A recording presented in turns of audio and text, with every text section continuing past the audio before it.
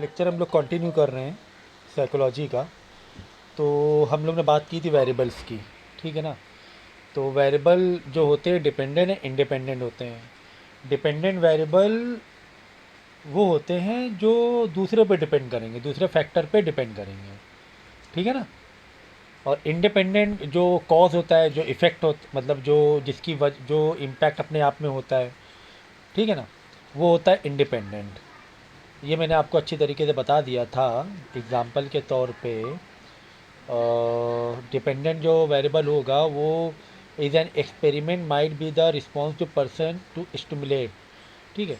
तो जैसे कि आप ट्रेनिंग दे रहे हो, तो ट्रेनिंग जिसको मिल रही है वो डिपेंडेंट हो गया, कि वो ट्रेनर पर डिपेंडेंट हो गया कि जिस तरह उसको ट्रेनिंग दी जाएगी, जिस तरह उसको स्टिमुलेशन या मॉक प्रैक्टिस दी जाएगी, वो उस पर डिपेंड करेगा, ठीक है। तो ये वाला पूरा पार्ट हम लोग ने कर लिया था, ठीक है ना।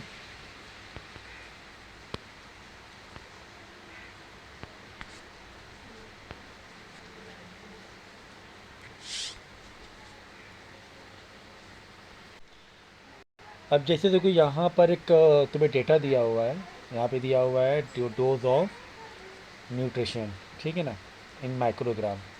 और यहाँ पर एवरेज नंबर ऑफ रिस्पॉन्स, कि जिस तरह हम न्यूट्रिशन या कि जिस तरह हम लोग डोज दे रहे हैं तो रिस्पॉन्स किस तरीके से मिल रहा है, ठीक है, किस तरीके से रिस्पॉन्स मिल रहा है। तो कुछ एक बेस लाइन है कि मिनिमम ये इतना होना ही चाहिए, ठीक है।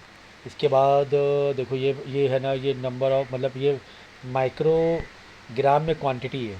तो शुरुआत में जो क्वांटिटी हमने दी है तो उसमें रिस्पॉन्स बहुत ज़्यादा मिला है। देख रहे हो, ये शुरुआत में अगर हम इतना पार्ट और इतना पार्ट देखें तो ये देख रहे हो, ये वाला पार्ट इतने डोज में इतना रिस्पॉन्स है ना मिला, मतलब या तो रिस्पॉन्स इतना डाउन हुआ है, बाद में धीरे धीरे धीरे धीरे डाउन होता चला गया, ठीक है ना। तो शुरुआत में रिस्पॉन्स बहुत ज़्यादा मिला, शुरुआत में रिस्पॉन्स बहुत ज़्यादा मिला, लेकिन उसके बाद क्या हो गया, धीरे धीरे कम होता चला गया। तो ये डिपेंडेंट और इंडिपेंडेंट वेरिएबल की ही बात है। जैसे यहाँ पे this is often difficult in psychology because so many factor can influence the behaviour that is being studied. तो किसी एक पर्टिकुलर पॉइंट पर डिपेंड नहीं करता है। जैसे कि कोई एक पर्सन है, उसको गुस्सा बहुत जल्दी आ रहा है, उसको है ना जल्दी गुस्सा आता है, हाई टेम्पर्ड है। अब वो हाई टेम्पर्ड है तो उस पर हम ये नहीं कह सकते हैं कि उसका गुस्सा आने का रीज़न ओनली हॉर्मोन्स हैं उसके, सिर्फ हॉर्मोन्स की वजह से ऐसा होता ना कि इसको हॉर्मोन्स ही वैसे हैं या उसके जेनेटिक मिला हुआ है। तो सिर्फ यही फैक्टर नहीं हो सकता है, इसके और भी फैक्टर हो सकते हैं। हो सकता हो वो डिप्रेशन में हो, है ना। डिप्रेशन भी एक, भाई कोई इंसान अगर खुश होता है तो उसको गुस्सा जल्दी कम आता है, कोई इंसान डिप्रेशन में होता है, खुश नहीं अपनी लाइफ से, तो उसको गुस्सा भी जल्दी आएगा। बहुत सारे और भी रीज़न हैं, और भी अलग अलग फैक्टर्स हैं जो डिपेंड करते हैं। मतलब ये हो गया तुम्हारा, यानी कि जो एंगर है, किसी पर्सन का एंगर है वो डिपेंड कर रहा है डिप्रेशन पर, उसके हार्मोन्स के ऊपर, पर्सन के नेचर के ऊपर, सिचुएशन के ऊपर। तो ये जो एंगर है ना, ये एक डिपेंडेंट वेरिएबल हो गया, जो कि डिपेंड करेगा डिप्रेशन पर, हार्मोन्स के ऊपर, इंसान के अपने नेचर के ऊपर, उसकी सिचुएशन के ऊपर। सो टू मेन स्ट्रेटजीज और experiment are design are use to control strenuous factor. बहुत सारे फैक्टर हैं जो दूसरे फैक्टर्स, मतलब हम लोग उसे कंट्रोल कर सकते हैं। One strategy employs control group in the other measure of behaviour are made before the independent variable is introduced in order to establish a behavioral baseline against which to compare of the experiment. The animal people in it are said to be uh, as their own control in their before and after and within subjects type of experiment. तो ये depend करता है कि जैसे हमने यहाँ पर है ना रैट के ऊपर ये किया है, एक्सपेरिमेंट किया है रैट के ऊपर, फूड ऑब्जर्वेशन का हमने न्यूट्रिशन दिया, कितना एब्जॉर्ब कर पा रहे हैं न्यूट्रिशन, ठीक है। एक शुरुआत में तो बहुत अच्छा ऑब्जॉर्व किया, लेकिन बाद में ना धीरे धीरे धीरे धीरे काफ़ी कम होता चला गया, ठीक है। तो ये कई फैक्टर पर डिपेंड करता है, इसके लिए बोला गया है। तो control in experiment control group, suppose we decide to use the control group design in an experiment on human learning. human learning. In this experiment, we want to test hypothesis that letting people know how well they are doing as they are learning improves their performance. ठीक है, ये line इसको follow करो, मैं पढ़ रहा हूँ. In other word, so do people do better when they get feedback on what they are doing.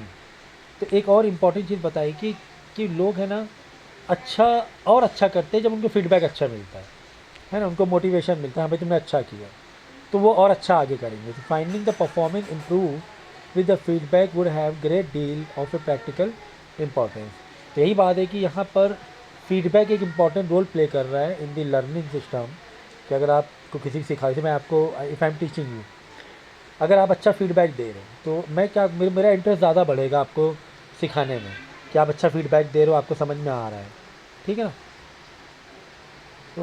So in fact, performance in learning skill usually does improve there with feedback.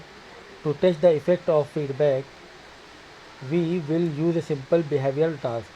While blindfolded, the people in the experiment will be asked to feel a block of wood with one hand and to try with the other hand to draw the line the same length as wooden block. तो यहाँ पे ये बोला गया है कि जैसे एक, अगर लोगों के ऊपर एक ये किया जाए कि यू नो आँखों में पट्टी बांध दें, ठीक है ना, और एक्सपेरिमेंट करें कि जैसे कि एक वुड को फील कराने का, ठीक है, या कुछ ड्रॉ कर रहे हैं वुडन ब्लॉक से, तो वैसा वो फीडबैक देने लगेगा उसी हिसाब से. यानी कि जैसे कोई हमने एक्सपेरिमेंट किया है और हमने पूछा है, क्या पूछा हमने, देखो यहाँ पे, will be asked to feel a block wood with one hand and try with the other hand to draw line the same length as the wooden block. ठीक है ना. जैसे एक हाथ मैंने उसको ब्लाइंड फोल्डेड कर दिया, बांध दिया पट्टी, और मैंने एक हाथ में उसको एक ऐसा एक वुड का एक टुकड़ा ड्रॉ कराया, ऐसे हाथ में टच कराया, और हमने बोला उसको कि दूसरे हैंड से मैंने जितनी लेंथ, जितना मैंने आपके ऊपर टच किया है, जितना लेंथ टच किया, जितना डिस्टेंस आपके हाथ में टच किया है, उतना डिस्टेंस की लाइन बना के दिखाओ, मतलब हाथ आपकी आँखों में पट्टी बंधा हुआ है. तो आपने एक से फील किया कि आपने इतनी लाइन बनाई है, या फिर आपके पाम में, हाथ में मैंने उसको शेप बनाया है, हार्ट शेप बनाया है, कोई स्टार शेप बनाया, तो हमने बोला कि उतना ही, लगभग उतना ही बड़ा स्टार शेप, जितना बड़ा मैंने एक हार्ट बनाया है, एक स्टार बनाया है, आपके एक सर्कल मैंने ड्रॉ किया आपके हाथ में, उतना ही बड़ा सर्कल ड्रॉ करके आप दिखाओ. अगर मैंने आपको ये बात बोली है तो दूसरे हाथ से उसको करना है, तो ये उसका फीडबैक पता चलेगा, कितना वो फीडबैक दे रहा है, क्या प्रॉपर उतना ड्रॉ कर पा रहा है, कितना उसने ऑब्ज़र्व किया है ना. Observation is very important. अगर पर्सन ऑब्जर्वेशन अच्छा कर रहा है तो फीडबैक भी अच्छा देगा. ठीक है ना. तो ये चीज़ समझने वाली थी इस एक्सपेरिमेंट के अंडर.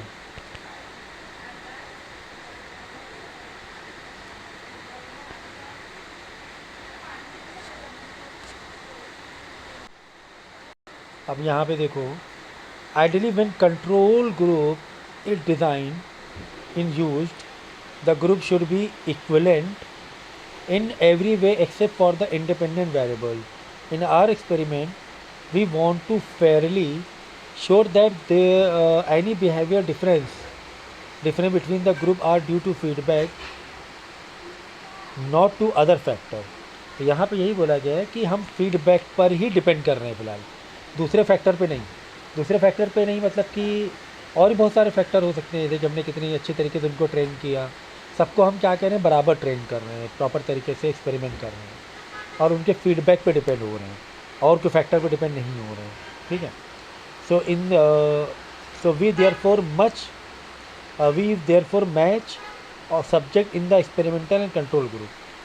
तो यही बताया गया कि अगर जो अदर फैक्टर भी होते हैं, लेकिन अभी हम यहाँ फैक्टर किसको मान रहे हैं, सिर्फ फीडबैक को, कि इंसान कितना फीडबैक दे रहा है, उसी पर ही फैक्टर मान रहे हैं, उसको ही मेन फैक्टर मान रहे हैं. तो ही हम श्योर हो पाएंगे कि हमारा एक्सपेरिमेंट जो है वो फीडबैक पर कितना डिपेंड करता है, किस तरीके से लोगों का फीडबैक मिल रहा है. दूसरे सारी सिचुएशन सबके लिए सेम है. ठीक है ना. ऐसा नहीं किसी को टफ जॉब दे दी, किसी को इजी जॉब दे दी, ऐसा नहीं है. ठीक है. सबको है ना एक ही तरीके से जॉब या एक ही तरीके एक्सपेरिमेंट कर रहे हैं. So for instance, we make sure that the subject in the two group are equally good at learning new skills. ठीक है, तो यहाँ पे यही पता चल रहा है हमें कि हम लोग को श्योर होना चाहिए कि जो सब्जेक्ट है दो ग्रुप को इक्वली गुड लर्निंग स्किल, जो मैंने बताया कि जो लर्निंग स्किल्स है ना वो इक्वली है ना बराबर होनी चाहिए. We might give them some preliminary task to do in order to check this out. So the subject in the two groups should have roughly the same ability to draw lines.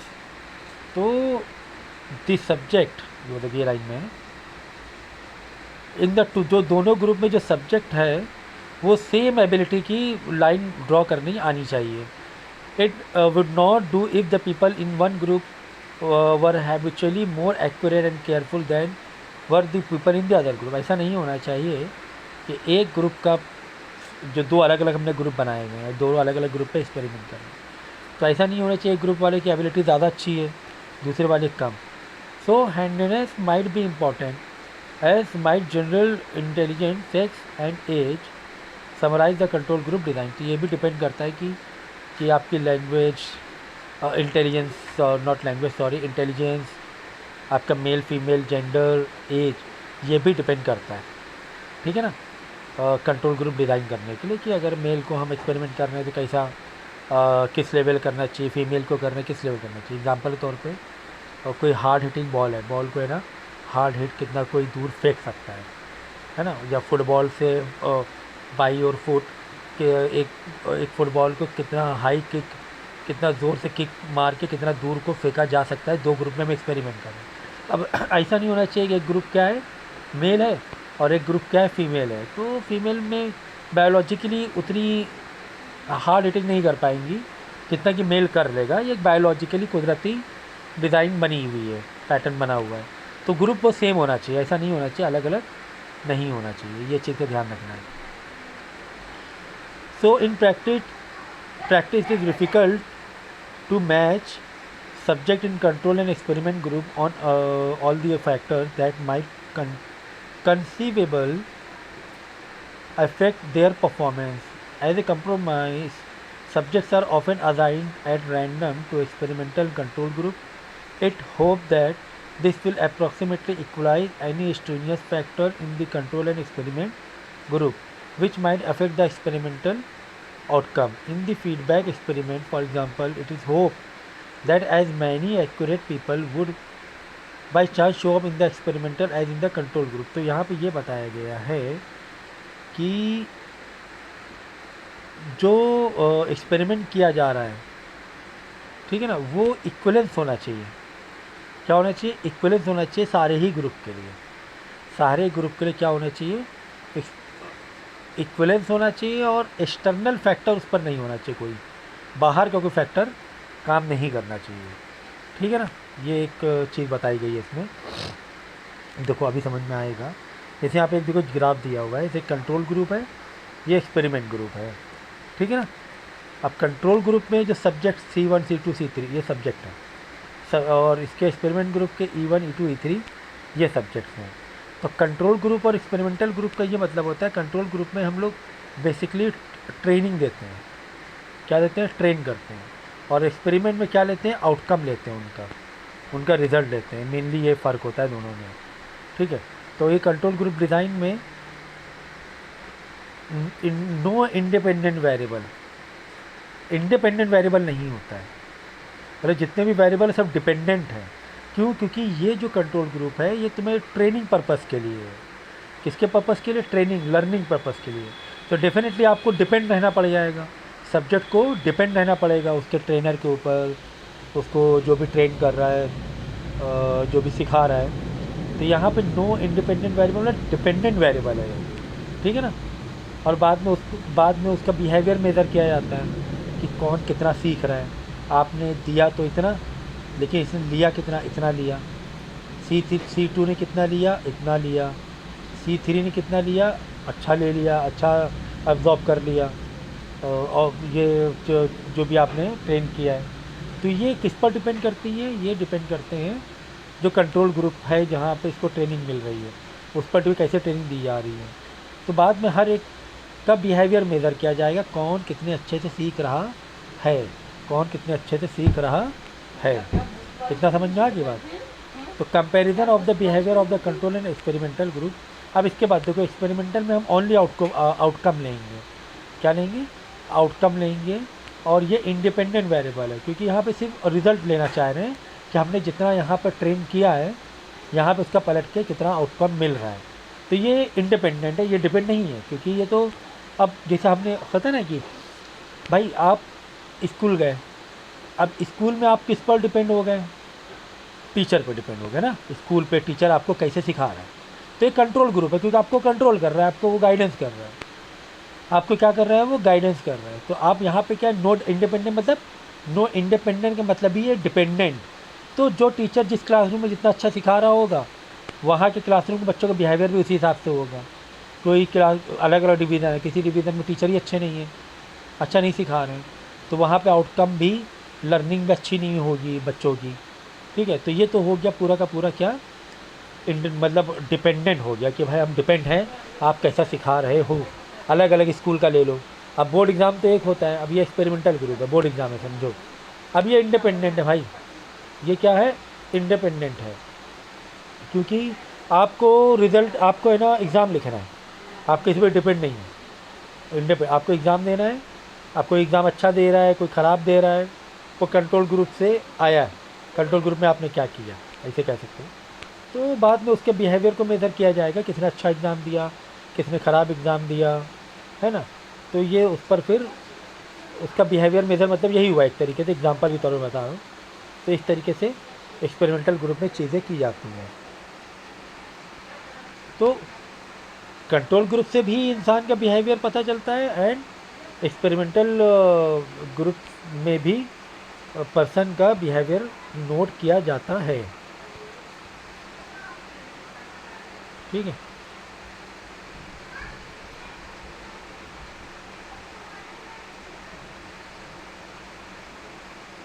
अब देखो यहाँ ABA में क्या है, देखो ये subjects हैं, यहाँ पे बेसलाइन और बिफोर मेज़र ऑफ बिहेवियर। अभी बिहेवियर को मेज़र नहीं किया गया, बेसलाइन है कि मिनिमम इतना इंसान तो आउटपुट देगा ही देगा, ऐसे तो बिहेव नॉर्मल करेगा ही करेगा। पता है ना, किसी से हम एग्ज़ाम्पल के तौर पे एक इंटरव्यू हो रहा है, हाँ चलो इंटरव्यू का एक अच्छा एग्जांपल है। अब इंटरव्यू में जो बेसिक क्वेश्चन पूछेंगे, भाई आपका नाम बताओ, आपका स्कूलिंग बताओ, आपका वर्क एक्सपीरियंस बताओ, आपका क्या बनना है ना, ये बेसिक में तो सभी अच्छे से कर लेंगे, सबका बिहेवियर नॉर्मल रहेगा, कोई दिक्कत नहीं होगी, सबका बिहेवियर क्या है, नॉर्मल रहेगा। लेकिन जैसे और थोड़ा high second round third round interview में जाओगे, तो वहाँ पे क्या होता है इंटरव्यू में, फिर क्या कटिंग चालू हो जाती है। आपको और हार्ड क्वेश्चन पूछे गए हैं, हार्ड ट्रेनिंग आउटपुट या कुछ टास्क दिया गया है, वहाँ पे क्या होगा, 60% है ना फेल हो जाएंगे, 40% आगे निकलेंगे। तो ये चीज़ समझो कि कुछ होती बेसलाइन बिहेवियर की, कुछ होता है अब हम मेज़रमेंट बिहेव करेंगे कि अब है ना इंटरव्यू में जब हार्ड क्वेश्चन पूछे जा रहे हैं, तब किस तरीके से पर्सन बिहेव कर रहा है। ठीक है, तो उसके बाद है ना फिर से ए वाला कॉन्सेप्ट रखेंगे, फिर से बेसिक क्वेश्चन पूछेंगे, फिर देखेंगे, एक बार रीचेक करेंगे कि हाँ इसे बेसिक पता है कि नहीं पता है ना, मिनिमम जो ये होता है एटीट्यूड होता है, अप्रोच होता है। तो ये मैंने ऐसे इंटरव्यू का एग्जांपल दिया कि बहुत जगह ये चीज़ लगती है, बहुत जगह यूज़ होता है, सिर्फ इंटरव्यू के लिए ही नहीं, बहुत जगह यूज़ होता है कि आपने ना बेसिक देखें इसका बेसिक क्लियर है कि नहीं क्लियर है, फिर हम क्या करें इसका बिहेवियर चेक करें कुछ हार्ड कंडीशन देकर, टफ़ कंडीशन देकर, फिर वापस इसको देखेंगे बेसिक अप्रोच देकर। तो ये अलग अलग ये चीज़ें होती हैं। उसके बाद क्या करते हैं, comparison of behaviour under A and B condition. A और बी जो दो कंडीशन दी गई थी, इसमें हम कंपेयर करेंगे कि यार ए वाले पार्ट में इसने अच्छा किया, बी वाले में थोड़ा सा कम अच्छा किया, अच्छी तरीके से नहीं कर पाया, वो आउटपुट अच्छा नहीं दे पाया। उसके वापस बी और ए को कंपैरिजन करेंगे। तो कुल मिला के कुछ सिचुएशन हम लोग दे रहे हैं अलग अलग मेज़रमेंट से।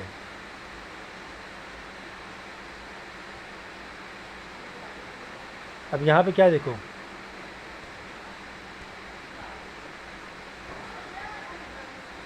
क्या कह रहा है, major of behaviour baseline for before major of behaviour. अब लेकिन बी में देखो, major of behaviour after independent variable is introduce.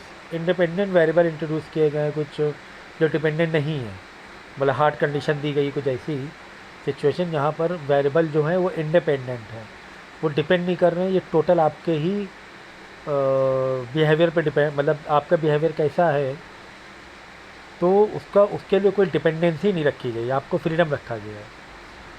यहाँ पे क्या, measure of behaviour again without independent variable, मतलब without independent variable dependent variable, तो यहाँ पे वापस एक डिपेंडेंट सिचुएशन रख दी गई है।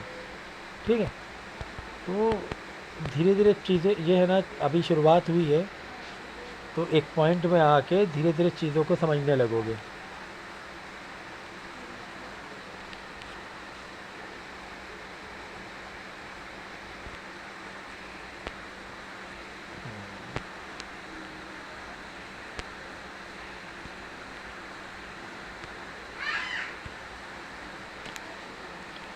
तो कंट्रोल इन एक्सपेरिमेंट बेस्ड नहीं, ये मैंने अपने एग्जांपल देके बता दिया। ठीक है ना, कि बेटर कंट्रोल अचीव किया जाता है बेस लाइन में, बेसिक चीज़ों में। ठीक है ना, जैसे यहाँ पे एग्जांपल दिया, 7 rat in this experiment were first made hungry by limiting the amount of food given to them. Then they were trained press a lever protruding from the wall of the cage, whereby each press a small pellet of food drop into the cage. After the rats were well trained, well trained, the number of the lever presses in 15 minutes was recorded. This provided a baseline. ठीक है ना, तो अब इसे rats का example इसमें दिया। Rats में क्या है, पहले उनको भूखा रखा गया, ठीक है ना, फिर खाने का एक सिस्टम बनाया गया कि लीवर प्रेस करेंगे तो उनको वो पलट के खाना उनके पास मिल जाएगा, उनका फूड मिल जाएगा। अब वो रैट है तो वो उनको थोड़ा सा ट्रेन किया गया, ऐसा दिखाया गया। फिर क्या करें, 7 रैट में पहले 2 रैट कर पा रहे हैं, फिर 3 रैट करने लगे, फिर और उन पर एक्सपेरिमेंट किया। ठीक है, और तो धीरे धीरे धीरे धीरे उनका वो बिहेवियर अप्रोच बढ़ेगा, पॉजिटिव बिहेवियर होगा। So the next system in the experiment introduce independent variable injection of various dosage of the drug. ठीक है, फिर इनको कुछ ड्रग दिए गए क्योंकि भूखे थे वो। The rat were injected with one of dosage selected random and the allowed to press the lever for 15 minute. तो जब उनको इंजेक्शन दिए गए तो वो और एबल हो गए 15 मिनट और लीवर प्रेस करें। लीवर प्रेस कर रहे हैं तब जाके थोड़ा थोड़ा खाना मिल रहा है। ठीक है, अब एक लेक्चर रिकॉर्ड कर रहे हैं। द नंबर ऑफ प्रेसेस 15 में recorded the provided a baseline. हाँ, 2 days later and dose was given followed by another 15-meter lever pressing. The injection continued to be until each rat had received each the various doses of the drug. The number of responses in each this test session was recorded in average for the 7 rat. तो ऐसे experiment किया गया, drug दिया गया ताकि और वो liver press करें और फूड अपना इकट्ठा करें। तो फिर धीरे धीरे उनके बिहेवियर को रिकॉर्ड किया और एक एवरेज रिजल्ट में पहुँचे। एवरेज रिजल्ट में क्या पहुँचे, note each rat serve as own control in the before and after experiment for each individual its control baseline behavior of be compared with the behavior after different doses of the drug had been given. To make sure the independent variable produce the change the behavior, it is often a good idea to see what happened when an independent variable removed after it has been introduced. The behavior should go back to a baseline level if the independent variable। ठीक है, तो ये बताया गया इसमें कि जब test हम कर रहे थे तो पहले तो उनको खुद प्रेस करना शुरू किया विदाउट गिविंग एनी डोज। तो उनके पास एक एनर्जी थी, उन्होंने तब तक के किया क्योंकि हमने कोई डोज नहीं दिया था। जब हमने डोज दिया तो 15 मिनट वो कैपेबल बने कि 15 मिनट और कर पाए। ठीक है, 15 मिनट और कर पाए, फिर डोज देना बंद किया तो फिर पता चला कि आप वो कुछ ही देर कर पाए, कुछ ही देर लीवर प्रेस कर पाए, ताकत लगा पाए अपनी एनर्जी। तो इस तरह उनका बिहेवियर को चेक किया गया। So this design is a good one.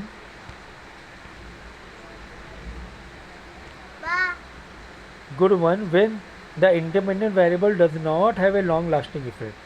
Some independent variable they produce stable long-term change in behavior. For instance, suppose independent variable is new way of teaching children to read.